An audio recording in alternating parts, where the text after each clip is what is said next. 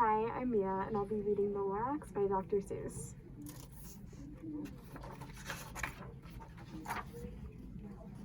At the far end of town, where the grickle grass grows, and the wind smells slow and sour when it blows, and no birds ever sing, excepting old crows, is the street of the lifted Lorax.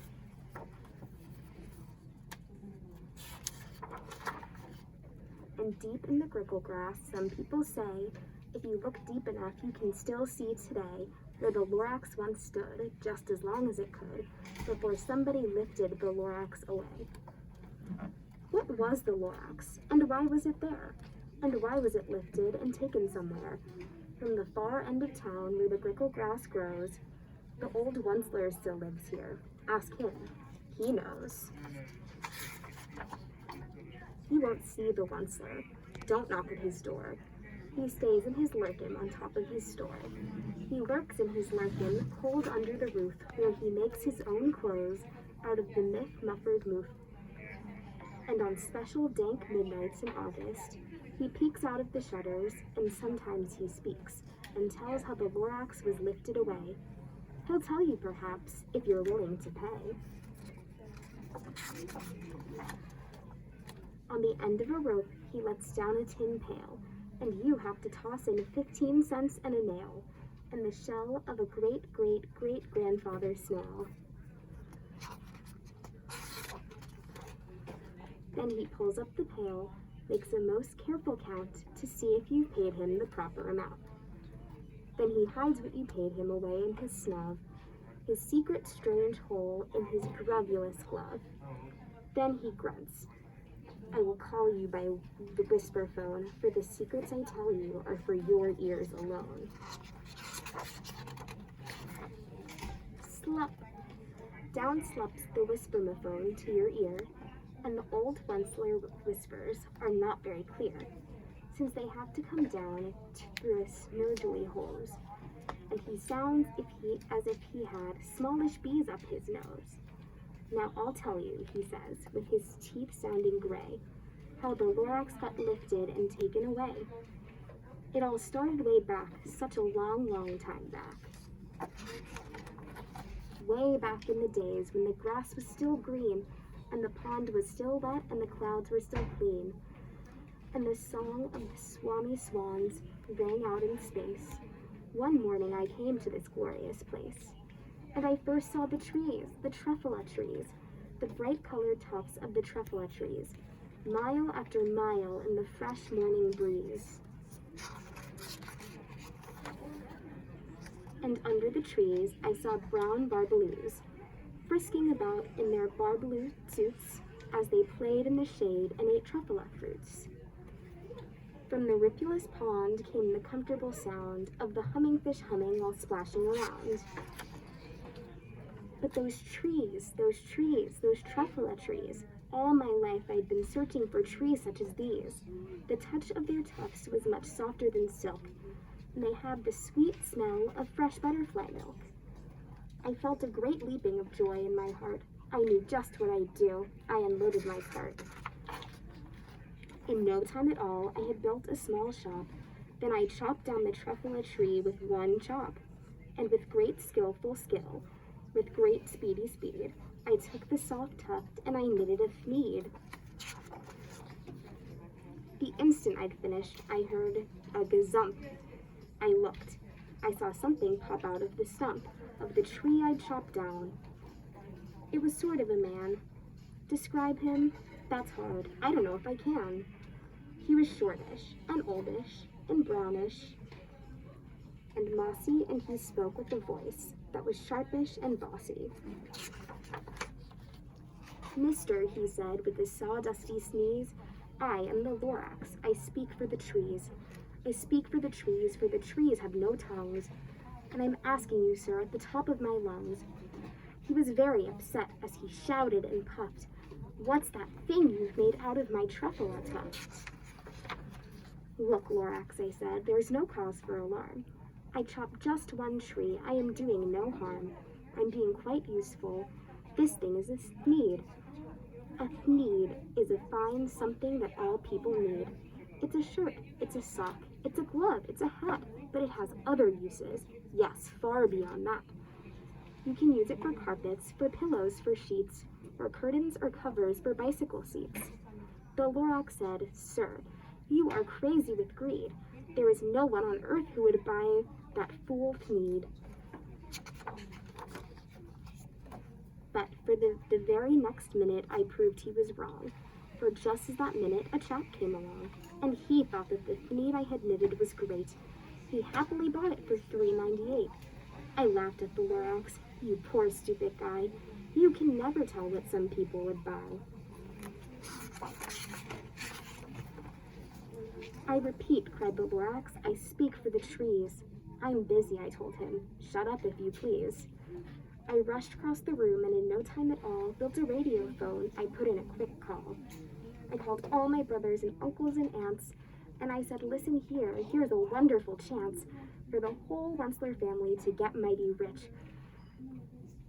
Get over here fast. Take the road to North Nitch, turn left at Weehawken, sharp right at South Stitch." And in no time at all, in the factory I built, the whole Wentzler family was working full tilt. We were all knitting Thneed, just as busy as bees, to the sound of the chopping of truffula trees. Then, oh baby, oh, how my business did grow. Now chopping one tree at a time was too slow. So I quickly invented my super axe hacker, which whacked off 4 truffula trees at one smacker. We were making Thneeds 4 times as fast as before, and that Lorax, he didn't show up anymore. But the next week, he knocked on my new office door. He snapped, "I'm the Lorax who speaks for the trees, which you seem to be chopping as fast as you please. But I'm also in charge of the brown barbaloots who played in the shade in their barbaloot suits and happily lived eating truffula fruits. Now, thanks to your hacking my trees to the ground, there's not enough truffula fruit to go round, and my poor barbaloots are all getting the crummies because they have gas and no food in their tummies. They loved living here, but I can't let them stay. They'll have to find food, and I hope that they may. Good luck, boys," he cried, and he sent them away. I, the Wentzler, felt sad as I watched them all go. But business is business, and business must grow, regardless of crummies and tummies, you know. I meant no harm. I most truly did not, but I had to grow bigger, so bigger I got. I biggered my factory, I biggered my roads. I biggered my wagons, I biggered the loads of the Thneeds I shipped out. I was shipping them forth to the south, to the east, to the west, to the north. I went right on biggering, selling more Thneeds, and I triggered my money. And as I biggered my money with everyone's needs. Then again he came back. I was fixing some pipes when that old nuisance Lorax came back with more gripes. I am the Lorax, he coughed and he whiffed. He sneezed and he snuffled, he snaggled, he sniffed. "Wentzler," he cried with a crofulous croak. "Wentzler, you're making such smogulous smoke. My poor swami swans, why they can't sing a note. No one can sing who has smog in his throat." "And so," said the Lorax, "please pardon my cough. They cannot live here, so I'm sending them off." "Where will they go?" "I don't hopefully know. They may have to fly for a month or a year to escape from the smog that you've smogged up around here." "What's more," snapped the Lorax, his dander was up, "let me say a few words about gluppity-glup. Your machinery chugs on day and night without stop, making gup-glup, gluppity-glup, also schloppity-schlop. And what do you do with this leftover goo? I'll show you, you dirty old Wentzler man, you. You're glumping the pond where the humming fish hummed. No more can they hum, for their gills are all gummed. So I'm sending them off. Oh, their future is dreary. They'll walk on their fins and get woefully weary in search of some water that isn't so smeary." And then I got mad. I got terribly mad. I yelled at the Lorax, "Now listen here, Dad. All you do is yap, yap, and say bad, bad, bad. Well, I have my rights, sir, and I'm telling you I intend to go on doing just what I do. And for your information, you Lorax, I'm figuring and biggering and biggering and biggering and biggering, turning more truffula trees into needs, which everyone needs. And at that very moment, we heard a loud whack. From outside in the fields came a sickening smack of an axe on a tree. Then we heard the tree fall, the very last truffula tree of them all. No more trees, no more needs, no more work to be done. So in no time, my uncles and aunts and everyone all waved me goodbye. They jumped into my cars and drove away under the smoke-smuggered stars. Now all that was left beneath the bad-smelling sky was my big, empty factory, the Lorax, and I.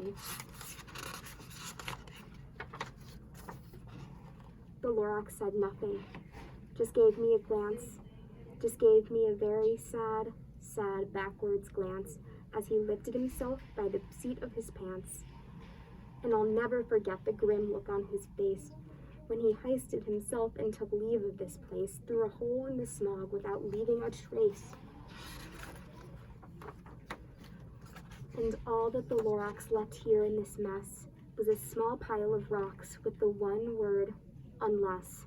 Whatever that meant, well, I just couldn't guess. That was long, long ago, but each day since that day, I've sat here and worried away. Through the years, while my buildings have fallen apart, I've worried about it with all of my heart. But now, says the Onceler, now that you're here, the word of the Lorax seems perfectly clear. Unless someone like you cares a whole awful lot, nothing is going to get better. It's not. So, catch, calls the Onceler. He let something fall. It's a truffula seed. It's the last one of all. You're in charge of the last of the truffula seeds. And truffula trees are what everyone needs. Plant a new truffula. Treat it with care. Give it clean water and feed it fresh air. Grow a forest. Protect it from axes that hacked. Then the Lorax and all of his friends may come back.